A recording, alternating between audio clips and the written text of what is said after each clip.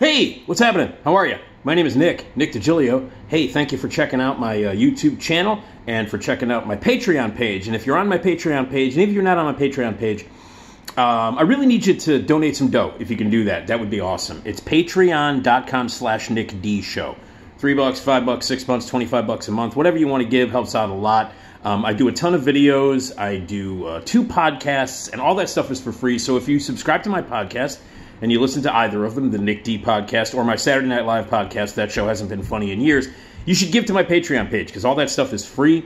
So it would great to to give a little support in that. You'll get some bonus stuff as we go along. But I've done a ton of episodes of the Nick D podcast, and into over 20 episodes of the SNL podcast that you can hear for free when you subscribe. So giving a little dough at my Patreon page would help out to keep those things going, and it would be cool. And if you did give back to the free stuff that I've been giving you. So please do that right now at patreon.com/NickDShow. You can donate whatever you want. Bonus stuff. There are bonus videos that are there at patreon.com/NickDShow. Bonus videos that I did telling the real story about what happened at WGN Radio when I got fired unfairly and ridiculous fashion, and behind-the-scenes stuff that kind of sets the record straight on a lot of bullshit and lies that were out there about why I got fired and blah, blah, blah. So if you want to hear the true story as to why it happened and the idiots that run that place and have ruined a once great radio station, you can find all that out with the bonus material that's there. Bonus material to come soon, but as it is, even without the bonus material, there are tons of videos and 2 podcasts that you can hear every week. The Nick D podcast twice a week. That's my entertainment podcast with my good friend Esmeralda Leon, where I review movies and books, and we talk about entertainment and have great guests. A great podcast, very similar to what I used to do at that stupid radio station years ago.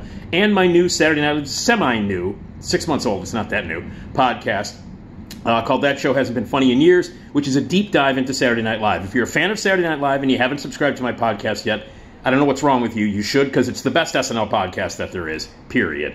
So you got 2 podcasts that are free, tons of videos that are free, a lot of stuff that I do on the internet and social media that's free. So the least you can do is kick back a little bit and help out. That would be awesome if you did that, and I would thank you for that. For all the free stuff I give you, how about giving me a little bit back? That'd be awesome. Thank you. If you do it, I appreciate it. Patreon.com/NickDShow. You can also hear me for free on WLS AM 890 reviewing movies on the Steve Cochran Show on Fridays. So that's also free. So another reason maybe you can kick in a little dough. And my appearances on the Steve Cochran Show are archived as little podcast pieces, little, like 20-minute strips of audio that you can hear at WLSAM.com, and you can also hear on their Facebook page and their Twitter page and all that stuff. So all the stuff I do on WGN, all the stuff I do for RadioMisfits.com, you can hear all that stuff, and it's all free. So that's why you got to give. Patreon.com/NickDShow, and I'd be forever appreciative. All right. I haven't cut a new video with new movies that are available to the public in a while. I did a ton of videos a couple of weeks ago during the Chicago Film Critics Festival. The Chicago Critics Film Festival. I did a bunch of videos because I saw 19 movies, and I reviewed them all and made a list and all that stuff. You can see all those videos, and a lot of those movies that I saw back a couple of weeks ago at that festival are now slowly coming out, one of which I'm going to talk about in this video. But I haven't cut a video for brand new movies in a little while, but I thought I would now because the movies that come out this Friday, June 2nd, there are 3 big movies. There are 4 or 5 movies that open up, a couple of little ones, a couple of straight-to-streaming things that are opening up. But I wanted to concentrate on 3 big releases that are coming out this week that are all really fucking good. And that doesn't happen very often, you know what I mean? You'll have 3 or 4 big releases and maybe one of them is good. And, for Memorial Day, there were a bunch of movies that came out, like the Little Mermaid live-action remake from Disney, and that's a piece of shit. A terrible, bloated, awful piece of shit. Just stick with the original, please. There was also that horrible movie with Sebastian Maniscalco, who, as far as I'm concerned, is Italian Dane Cook. That's the level of comedy we're talking about. It's Italian Dane Cook. And you know how fucking awful Dane Cook was, right? This guy is the Italian version of Dane Cook. Okay? Anyway, he made this movie called About My Father with Robert De Niro, one of the worst movies of the fucking, one of the most embarrassing, worst movies of the year. Italian Dane Cook, stick to telling really one-note, stupid-ass jokes for some reason in arenas that you can sell out. God bless you for being able to sell out arenas, but Dane Cook did too, and this Italian Dane Cook motherfucker is on the same level as that idiot. But anyway, About My Father, piece of shit. And then the only good movie that opened up last week was this terrific movie with Julia Louis-Dreyfus called You Hurt My Feelings. And that's kind of a low-budget movie that's not going to try and make as much. There was another movie called The Machine with that fat guy who's shirtless, stand-up comedian, fat guy shirtless. It was a bad weekend for bad stand-up comedians. You got Italian Dane Cook, Sebastian Maniscalco, making his fucking writing debut in a movie, and it's awful. And then this guy, I don't even know his name, the guy who's shirtless and fat and does stand-up like shirtless. And then he made a movie called The Machine. It's awful. So a lot of shit. But this week, 3 major movies open up. 2 big studio movies, and they're great. They're really great. So let me start with, first, a comic book movie that I like. Now, for those of you who watch these videos on a regular basis, you know that Itchy... By the way, I chopped off all my hair. Look at this shit. I'm going... here. Yeah, man. Gone. Yeah, I got sick of it. I chopped it all off, and so I look like... I don't know. I look like Pyle from Full Metal Jacket. Anyway... So, it's a, so if you know me, you know that 90% of the comic book movies come out, I think, suck ass. And rightfully so, because 90% of the comic book movies that come out do suck ass. And they're terrible. And I don't like the whole multiverse bullshit that everybody uses, your DCs and your Marvels. And I don't know the difference between any of that shit, because I don't give a fuck. But, like, the whole multiverse, like, they can kill one character off and then bring him back 2 movies later, or make a spin-off movie of a character who disappeared or died, because they have the excuse of, oh, no, it's a multiverse, and Loki came out and he jerked off into a tree, and that tree grew into a multiverse, and now you can jump in there and reunite with all the dead people, blah, blah, blah. They make up excuses. The excuse is that they want to get your money, and they bring back the dead characters in order to get your ass back into the theater and pay $18 to see a stupid-ass movie, and they will do it again. They will lie to you. They will subvert shit. They will bring characters back from the dead. They'll kill people off. They'll change this. They'll change that. Just to get your dumb ass in the movie theater to pay more money to see a bunch of shit that has no rules. There's no dramatic tension. You can't get emotionally involved. There is, you know what I mean? There are no stakes. Nothing. It's bullshit. It exists only to be loud and flashy and make noise and then kill off a character and then bring them back and give you a cliffhanger at the end. Ooh, the cliffhanger. What's going to happen during the credits? They're going to set up something for the next movie so that they can take your fucking money. I hate them. I hate the corporate bullshit Marvel, DC, horror. There's one coming out next week, The Flash. Don't give a fuck. They're bringing back Michael Keaton as Batman. Ooh, exciting. It's so great. No, it's not. $20. There you go. They got your money. Horse shit. So, the whole structure of the comic book movie with your multiverses and your no rules and no stakes, nobody gives a fuck about anything. They can do whatever the hell they want because they're going to make another movie and you're going to fucking pay for it like a dope. Well, I don't like these movies, clearly. And there are a handful that I think are great, a few that I think are okay. 80% of them can kiss my ass with their goddamn bullshit rules and structure where they can make up anything that they want as long as they get your fucking money. Don't be dumb. Well, there's a new one, and it's great. And it's the Spider-Man, it's the sequel to the Spider-Man Spider-Verse movie that came out in 2018. Fully animated, where they can break every rule in the world because they're in the world of animation. And the original one that came out, Spider-Man in the... I didn't even know what the fuck the name of it is. It's Spider-Man in the Spider-Verse. The original in 2018 was great. It was really original. It was really, really funny. Beautifully animated in a number of different animation styles, from hand-drawn to computer to CGI. Just like really beautiful, just a collage of brilliantly done and drawn and brought to life. This amazing animated movie. And it also had a script that was very funny with great voice work and great characters. And it made fun of the whole comic book genre. And I really loved it. And I was very trepidatious about the new one because I hate all these comic book movies. And this is from Marvel Studios and they can fuck off. But I loved the new one. And this is Spider-Man Across the Spider-Verse. I'm not going to go into what it's about or any of that bullshit because I don't care. And this is a movie that has got... the guys who wrote it wrote the Lego movies, which are fantastic. They wrote Cloudy with a Chance of Meatballs. They used to write for Brooklyn Nine-Nine. They wrote for The Last Man on Earth. They wrote for SNL stuff. They did SNL stuff. These are really, really terrific writers. And the directors, these guys directed the original one, and they've directed some other things too. And like the first Spider-Verse movie, it is beautiful to look at, like gorgeously animated, extraordinarily imaginative animation. Again, from hand-drawn to black and white to color to computer-generated to motion capture. I mean, just every type of really cool animation is mixed together in this hodgepodge of really brilliant, beautiful visuals and great imagination and animation. It is a beautifully animated movie that looks gorgeous and is funny and has a great soundtrack and a great use of music and really cool songs.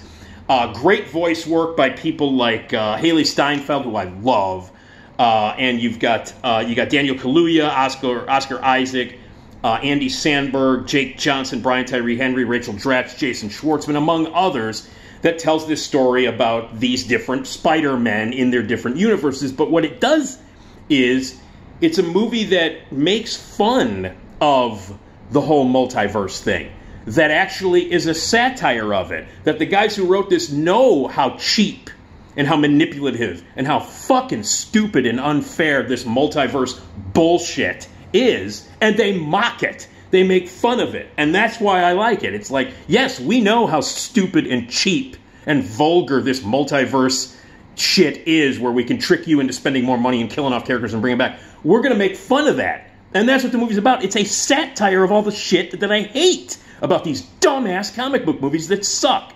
And it's brilliant, but yet it works on a level emotionally. The characters are three-dimensional. You care about them. It's beautiful and moving and really funny and loaded with all kinds of Easter eggs and jokes and meta stuff that a lot of the comic book fans like.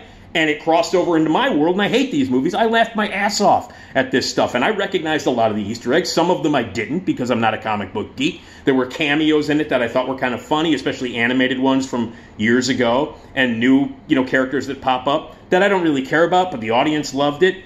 And on the strictest of levels, this is a fantastic animated movie, one of the best animated movies in years, and using different types of animation beautifully. It is, like I said, very exciting. The action sequences are beautifully cut together. There's a ton of surprises in it. It's really well told. But on top of it, there are a lot of beautiful human, three-dimensional connecting emotions in this movie where you actually care about the characters. And that's nothing like any of these dumb-ass comic book movies that have been coming out for the past 15 years or so. So this movie is beyond that. It makes fun of the stupid multiverse bullshit that is in every movie, and yet uses that for beautiful emotional effect, beautiful exciting effects. Again, action amazing, characters memorable, tons of jokes, a lot of really cool meta stuff that works, and Easter eggs, and great characters, a great story. The problem is the ending.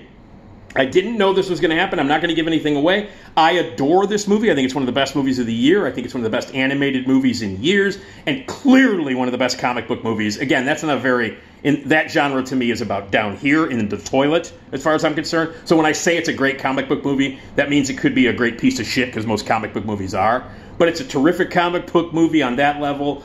But it is guilty of doing a comic book movie piece of shit thing at the very end. So this movie is great. It's 2 hours and 20 minutes. It flies by, exciting and interesting and really, really funny and visually beautiful and filled with great characters and good emotion. It is a terrific, terrific, awesome movie that makes fun of comic book movies and all the cheap shit they do. And then it does something at the very end. The final moment of the movie, I was angry. I got over it pretty quickly because the movie's so great, but I didn't know about what was going to happen at the end. Somebody who's a comic book geek said, yes, I knew. How did you not know? And I said, because I don't give a fuck about stupid comic book movies. That's why I didn't know. But anyway, something happens at the very end that I found like, come on, really? You're going to do that? Really? You just made fun and satirized all the stupid shit that you find in multiverse comic book movies, and you're going to end on this note? So I was disappointed with the final moment of the movie, but everything leading up to it is great. Best comic book movie, shit. I mean, it's one of the best comic book movies I've ever seen. Again, that's not saying much. But a beautiful animated movie, great, exciting, awesome, great voice work, fantastic on every level. Spider-Man Across the Spider-Verse. It's out now. It opens on June 2nd, and it's fucking great, and you should see it. It's really, really, really great. And that's saying a lot coming from me, because comic book movies can kiss my ass. But not this one. It's terrific, and you should see it. Just that final moment made me mad. Anyway, all right, moving on. Another movie that opens up this week is The Boogeyman. It's a horror film based upon the great short story that Stephen King wrote that appears in the Night Shift collection of short stories. A terrific story, very scary, very simple. Guy goes into a psychiatrist's office, starts talking about the death of his 3 kids. The psychiatrist talks to him. There's a door that's open, a closet door that's open. Maybe the boogeyman is in there, and that's what it is. Well, this movie takes the basis of that story, where Chris Messina plays a psychiatrist, and David Mastalchin, the great David Mastalchin. How you doing, David, if you're watching this? My buddy David Mastalchin plays the guy that comes in crying and intense, talking about how the boogeyman killed his 3 kids, even though the cops think that he did it, and then he ends up hanging himself. David Mastalchin ends up hanging himself in the psychiatrist's house. His office is in the house. And the kids are there. His 2 young daughters are there. And then it's about this boogeyman who follows this David Mastalchin character into the house of the psychiatrist and their 2 kids, played by Sophie Thatcher and Vivian LeBlair. And Sophie Thatcher, by the way, is tremendous. She's great. She plays the young version of Juliette Lewis in Yellow Jackets. She fucking rules. She plays the older daughter in this, and it's about how this boogeyman gets into their house and haunts them and fucks with them while they're trying to live their lives. Also, what the movie is, the core of the movie is about, is the death of the mother, Chris Messina's wife, the kid's mom, and how that is dealt with as well, and the invasion of this horrifying dark figure, this boogeyman, who is in their closet, who is under their bed, who is terrifying them, who's going to come to get them. And it's about the older daughter trying to fit in with her friends who treat her like shit because she's a weirdo, and her mother died, and her father's a psychiatrist, and all this other weird shit. She's like an outcast at school whose mother is dead, and that's what defines her. And the movie is about them being haunted and terrorized by this creature, this boogeyman who lives under the bed or in the closet, who will get you, who will fucking kill you, and kill you like he did the 3 kids that David Mastalchin had. So that's what it's about. It's about Chris Messina as a psychiatrist trying to be this father to these young girls and dealing with a monster in the house. And it's PG-13, and it's expanded from a short story, and it's got everything against it. The guy who directed it directed a movie called Dash Cam. His name is Rob Savage. I like Dash Cam. A lot of people hate it. Lots of people hate it. I liked it. I thought Dash Cam was cool. And so I actually wasn't really looking forward to this movie. Again, PG-13, adapted from Stephen King, directed by a guy who directed a movie that most people hated, even though I liked it. And it's great. It's really scary. It's beautifully directed. It's creepy and scary. It's PG-13, but don't let that deter you from seeing it, because it's really fucking scary. It gets under your skin, and the performances are all great. And it really, again, like a lot of these terrific horror films that have come out, in the past years, like Hereditary and The Babadook, it's about grief. It's about dealing with death in the real world and manifesting it by having a creature come in. But it's about trying to continue on in your life when someone you love, someone who was so important to you, has died. And that haunts the entire movie. It's a great movie. It's really, really great. The Boogeyman. Incredibly scary, incredibly well directed, really suspenseful, beautifully acted. Sophie Thatcher, by the way, from Yellow Jackets, she's the teen in this movie, the lead in this movie, and she's fucking great. And the little girl is great.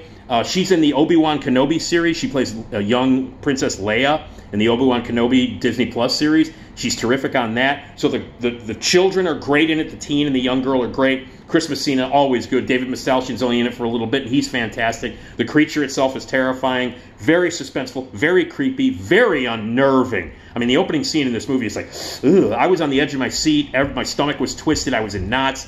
Scary, beautifully made, brilliantly directed. As good and as scary and creative and eerie and as heartbreaking and emotional a horror movie as you'll see all year. And it's PG-13. Yeah, The Boogeyman, a terrific movie. Oh, by the way, Marin Ireland is in it. Marilyn Ireland has a very interesting role in it, and you'll hear more about her when Birth Rebirth Another horror movie, one of the best horror movies you'll see all year. Actually, I think the best horror movie, for me, it's the best horror movie ever made. Not ever made, but made this year. Laura Moss is the writer-director of that movie. You'll hear more about her on my podcast and on videos and stuff. But her movie is called Birth, Rebirth, and Marin Ireland is amazing in that fucking movie, and she's terrific in this. So, there you go, The Boogeyman, a PG-13 horror movie based on a Stephen King novel. That's got all the makings of something bad, and it's great. It's great. It's one of the best movies of the year. And then a Spider-Man movie? An animated Spider-Man movie? How the fuck is that? So there's two movies that are unlikely greatness, and they open this weekend. And then the other one is a smaller movie. It's a little movie. You're going to have to seek this one out. It's a two-person movie, essentially, and it's called Sanctuary. And it stars Margaret Qualley, who is amazing, and Christopher Abbott. And in it, Christopher Abbott plays this guy who is kind of having to deal with this woman in his hotel room, who you discover is kind of an S&M, sadomasochist kind of chick, who wants to control him. And it's about this relationship, this business relationship they have. She's a sex worker. He's a guy who wants what he wants, and he wants to be... he wants to be abused. He kind of likes that kind of stuff. He's a masochist, and he likes that kind of stuff. And it's about this relationship between these two people and what comes out of it. They're in one hotel room for most of the entire movie, and what comes out of it is great acting, really great politics between the characters, and the struggling between what he wants and what she wants, and this dynamic of, You've got this S&M queen who is working with this guy, who can pay her a lot of money to do what she wants. But it goes beyond that, and it goes into this deep, twisted, and kind of wonderful S&M kind of client hooker relationship between these two people and what's really underneath. It's a tremendous movie. It's a great movie. Again, that is out this weekend on June 2nd. So that one you have to look for, because it's a very strange little movie, but it ends up being, as far as I'm concerned, it ends up being my kind of rom-com. Yeah, it is. It's my kind of rom-com. And it is. It's Margaret Qualley, who's amazing. You know her from so many other movies, including Once Upon a Time in America. Once Upon a Time in Hollywood, and Christopher Abbott, who's been in a ton of movies. They're at the best. It's just watching these two actors do their thing, both on their own and together, that's brilliant. And I think it's the most satisfying love story and kind of a wonderful little rom-com, even though it's filled with really kinky sex and fucked up, dark, twisted stuff. It's a very twisted movie. The behavior, the relationship between, the S&M queen and the guy, and what happens to them. There's a lot of very sexy and very twisted and very fucked up stuff that happens in this movie. It's about fucked up people doing kind of twisted things to each other, but ultimately it's a lovely romantic comedy as far as I'm concerned. So when you see it and you go, oh, Nick thinks this is a romantic comedy, that's probably why I'm single. But anyway, that's beside the point. I loved it. I thought the two performances were extraordinary. Margaret Qualley, particularly, it's a star-making performance for Margaret Qualley. Sanctuary, Margaret Qualley. It's like, if you didn't love her already, when this movie is over, you're like, yes, she's like one of the coolest actresses on the planet. And Christopher Abbott, amazing. So, a two-person movie about a fucked-up relationship between a guy who likes, a masochist who likes to be abused, and his sex worker who likes to do that to him, but then what happens to them in between in this hotel room. Brilliant movie, great romance. The Boogeyman, a fantastically scary, brilliantly directed, well-crafted horror film with great performances, directed by a guy who directs the shit out of it, based on a Stephen King story, another word, and a goddamn comic book, animated beautifully, Spider-Man Across the Spider-Verse. So, 3 great movies open on June 2nd, which means you need to get your ass out to the theater, and you need to see them ASAP. So, Spider-Man Across the Spider-Verse, fantastic. A great movie. The Boogeyman, fantastic. A great horror movie. And Sanctuary, a twisted, fucked up, sexy, dark love story. Right there. All 3 of these movies this weekend, you need to go and check them out. So, and check out my videos elsewhere. And please check out my podcast, the Nick D Podcast. Tuesdays and Fridays, brand new episodes drop at radiomisfits.com. That's the Nick D Podcast, my entertainment podcast. And my Saturday Night Live podcast, That Show Hasn't Been Funny in Years. It drops every Wednesday morning at radiomisfits.com. So check out my podcast. You can get them everywhere, too, at every platform. So subscribe, tell your friends, download them, listen to them, and listen to the live streaming that we do at Radio Misfits. RadioMisfits.live. 24 hours of incredible programming and music and podcasts that'll be developed that you can listen to anytime you want, 24/7. It's like a radio station. Boom. RadioMisfits.live. You can hear the Nick D Podcast daily at 3 p.m. and the Saturday Night Live podcast daily at 9 a.m. So check it out. And thank you for checking out the videos, and go see these 3 movies this weekend. It's a great weekend for movies. And